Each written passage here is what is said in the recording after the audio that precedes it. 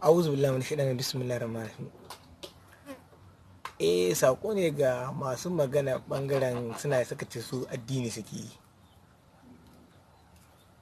Cikin irin abubuwan mutum ya bar magana kan zanki kawo magana addini, abinda bai shahi ka ba kana kawo bakin kana sa ciki. Ba yiwuwa babanka ba abinda ba shi ka zanki dauko magana wani addini ka ce addini kake yi. Kuma a lalle abin kai ka san an sani ba abinda babanka ba shi, kai din ma ba abinda ba kai, danginka ba abinda ba su. Kan banza irin cikin karare gana hatsi cikin lokacin damuna ta kama dai ka san abin da uwan suke shiga cikin hatsi suna da abubuwan da ba daidai ba.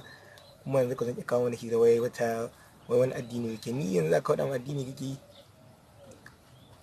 da uwayenku da kakanninku abin da wasu irin na kafirci da shirka ba, abin da wasu suka ce mana addini yake, addini miki ni da kana addini ne kake addini kana ga wancan ba sai ni na sani.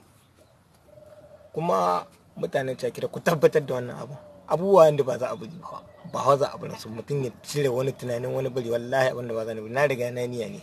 In ban da Allah ba wanda ya sa hana wannan abu, sai Allah shine ya sa hana wannan abu.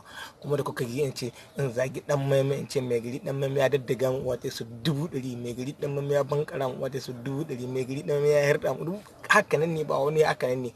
Da sarkin sa Ibrahim Gwanda an zage shi da nake so haka ne, an zage Ibrahim Gwanda, an ce tsohon soji, ni za ka faɗa masa soji, kai kana magana wani soji ne, ni independent ne.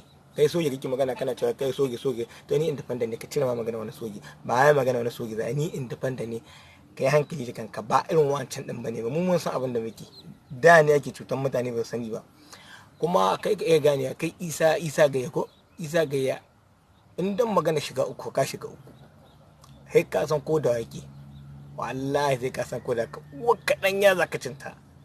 Isa gaya dan ya zaka cin uwa ka cire wani tunanin wani abu, har da ga yin yani abin da za a maki nan, abin da za a maki nan ka rike da kai ba kai dai baka ai abin da zaka ci aka haikarin mutane ba. Kuma ni yanzu nake magana wannan garin wannan cakir da ke mai ba wani shegen da ya sai ce bar abin barshi, na riga ne tun da dai niyya ce ta mugunta da ke an riga an dauko maka ce sai an yi, to ni ma na yi niyya tsinyi ne. Kuma ban zuba zuwa saboda ni ina da mugurata wannan, ina da gaskiya. Inda na san ba da gaskiya ba za ni ba. Kuma wannan abin kanshi nake son da abin da za ka yi, ni so nake ma rasa rana ka wannan abu. Kuma ku nake son ku sani abin da nake son ku sani, ba ni ba ne wanda ke so ku ne kuke kuna shakka. Ba wani shege nake ta wani wazirin sarki da wani sarkin sa so mi can makaricin banza makaricin wani munafiki da wasu abin da yake tsohon soji ne ko tsohon yantar ma ga gidan zalunta mutane za ka kawo cikin al'umma ce ya jagorance su. Don ku san abin da yake ba. Assalamu alaikum.